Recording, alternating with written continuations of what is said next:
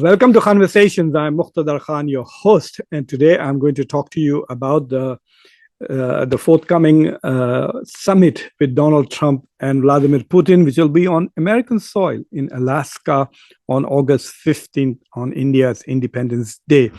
This is a major development. So, as far as what it really signals is that perhaps the various negotiations that Donald Trump and Putin have been having over phone and through visits by Steve Witkoff, perhaps they are getting closer to some understanding. And it is very clear that Donald Trump is in a rush to gain some traction on this conflict, to have some progress to show. During the campaign, he bragged that given his relationship with Putin, he would be able to settle this matter within 24 hours. Now it's over 6 months, and yet he hasn't achieved anything to show on that. In fact, he has expressed his frustration with his inability to move forward on the Russia-Ukraine issue publicly on many occasions. But anyway, what I'm going to do in this conversation is briefly discuss what is at stake. We have not seen what the plan really is and what are the issues that are at stake. We know a little bit of from Donald Trump and others. So I will basically discuss what is at stake for the U.S., for Russia, for Ukraine, and the European Union, and perhaps look at a couple of scenarios so that we can have a preliminary net assessment of the situation before the meeting. But before that, please subscribe to Khanversations, like this video, press the bell icon, and don't forget to share this video with your socio-political network. So as far as the United States is concerned, for the MAGA crowd and for Donald Trump, Russia and Ukraine, a war is essentially a hole in the pocket. It costs America a lot of resources, and Donald Trump is unwilling to spend endless amount of American resources in protecting European agenda or NATO expansionism or Ukraine's territorial integrity. Unlike Joe Biden, who said that for as long as it takes, with whatever it takes, he was committed endlessly to Ukraine's defense against Russia.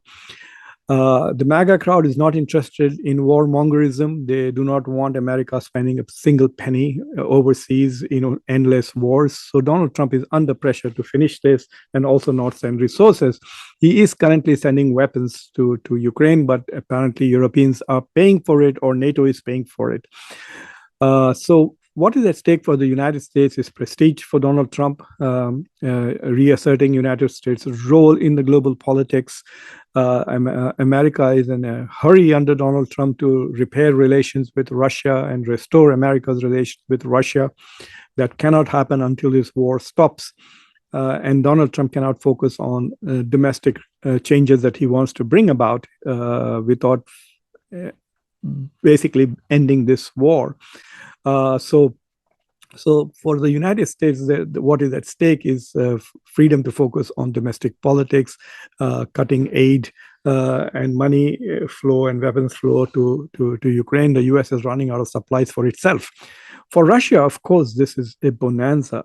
Without making any concessions, without a single concession, Putin has earned a summit meeting in the United States with the president of the United States, the principal ally and supporter of Ukraine. Not only that, he has also excluded the irritating Europeans and Zelensky from discussions about the future of Ukraine. I mean, what more can Putin ask for? So what Russia really wants is to the provinces of Donbass that it already has partly conquered. It wants all of them, apparently. That's one of the demands. And that some of the provinces in the south, Kherson, and I can't even pronounce the other one, you know which one I'm talking about. So the southern eastern provinces of Ukraine, Russia may probably hold on to them, and of course Crimea too. So about roughly 20% of Ukraine Russia wants to hold, but it's also demanding that Ukraine concede territories which Ukraine has not lost. It continues to hold some of the cities which are in the Donbass region, for example, and Putin wants those too. It's not very clear what he's going to concede what territories. Trump used the word swap. So what is he going to give in exchange? I really don't know. So basically, what it's going to become is essentially land for peace. So he's going to say, I'm going to stop further attacking, give me everything that I have and a little bit more. And so we will call it quits. But what is also interesting is that Donald Trump has not spoken about guarantees or security guarantees for Ukraine, the role of NATO or European soldiers as tripwire. How do we ensure that Putin does not do this again 4 or 5 years down the line?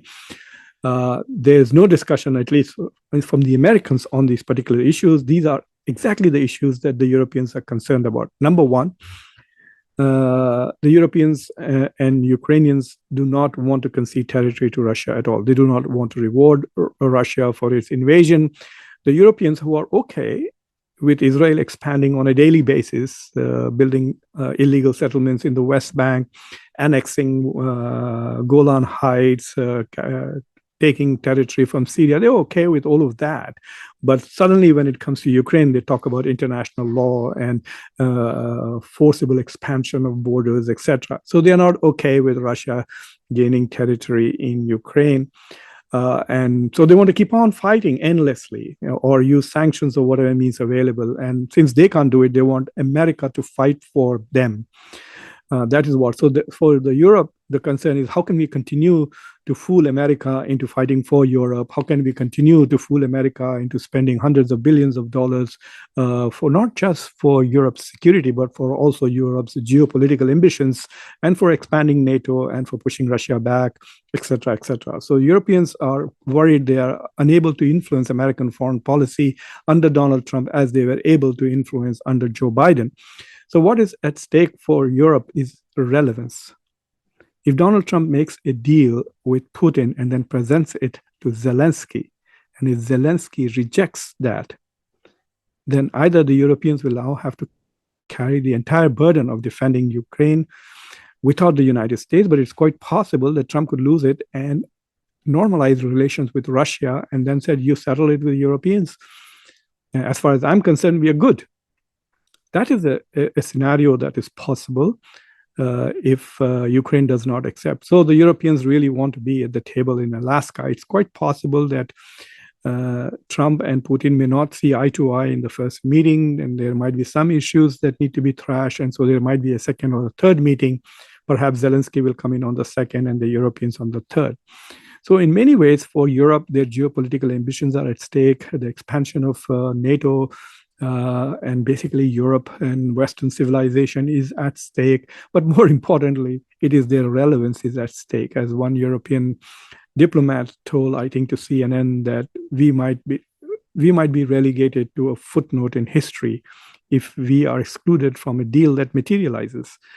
So if Trump negotiates something with Putin and threatens Zelensky into accepting it, then Europeans are out of it.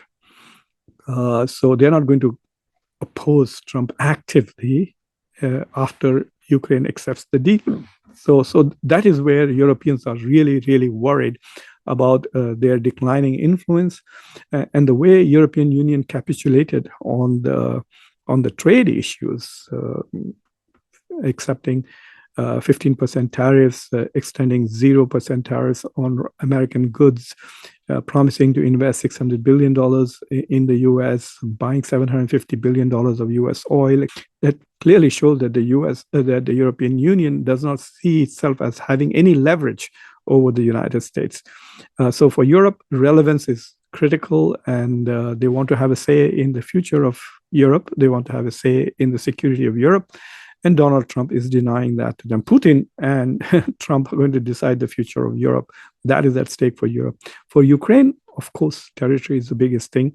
Ukrainians are worried that this is going to become a Russian habit. First it took Crimea in 2014. Now this entire region, these four provinces, or basically most of eastern Ukraine in 2022 till now. And so what is there to prevent him coming from the future? So they not only want to have their own territories, but they also want to have security guarantees. They want to have pathways into European Union. They want pathways into NATO. Maybe they even want an Eiffel Tower and a Statue of Liberty also. Who knows? Ukraine wants everything. And they want everybody else to pay the bill for that. So we will see what happens. But the biggest risk for Ukraine is that it will be reduced in size. And no country that sees itself as a sovereign nation would like to cede territory to a belligerent neighbor. So basically, what Ukraine wants is to keep as its territory. Maybe they may not demand Crimea. Maybe they say, okay, let's settle. You keep Crimea, but we keep everything else that we have. Plus, we want guarantees from the Europeans and the United States that if Russia does it again, we will do this. Putin's demands are really maximalist. He not only wants all the territory he wants more territory. He wants no European soldiers, no NATO soldiers no pathway to NATO, guarantee that Ukraine will remain neutral. So basically, he wants it all. And in many ways, Ukraine also wants it all. They want to go back to 2014. They also want to be part of NATO and European Union, but they have no leverage. And if they lose Donald Trump and the United States, then they are quite finished. I don't think the Europeans, even if they are able to put together a couple of $1 billion or a few $1 billion for the defense of Ukraine, I don't think Donald Trump will sell them the weapons that they need.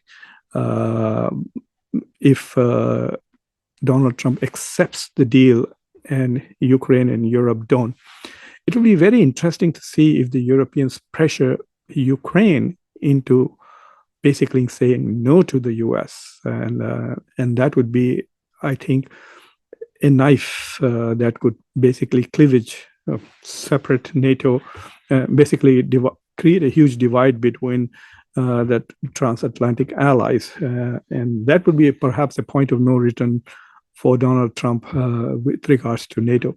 So a lot is at stake. One thing that could happen is that that Putin might over-demand and piss off Trump, and he walks away and he decides to go after Russia the way he's going after India.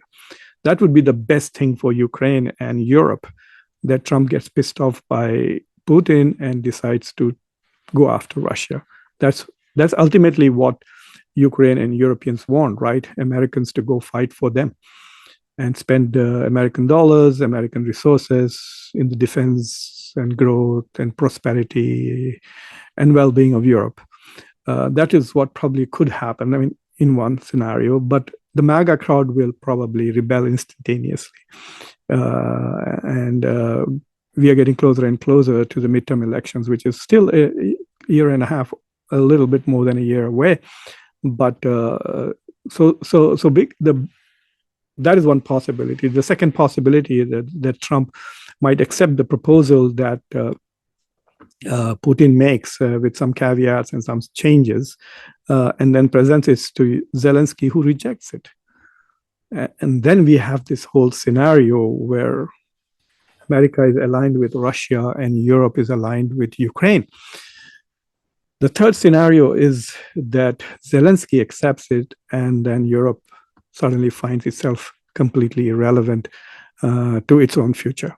So those are the three scenarios that I see emerging out of Alaska. Let's see what happens. And reality is often far more messier than theorizing. And right now I am merely speculating and theorizing and scenario building. But this is my assessment, and that America wants to really get out of this as quickly as possible. And Trump has signaled that he is willing to sacrifice Ukrainian territory, absolutely. So he has signaled no intention to preserve Ukrainian territorial integrity, no intention to have pathways to NATO and European Union, and he has signaled no interest in giving guarantees to Ukraine for security. Maybe he will bring it up in Alaska, but so far in the prep to the meeting, we haven't heard anything like that from Donald Trump. So thank you for watching Khanversations. If you've not already subscribed to the channel, do subscribe to the channel, like this video, press the bell icon, and don't forget to share it with your socio-political network. Until next time, I'm your host, Muqtedar Khan. Take care.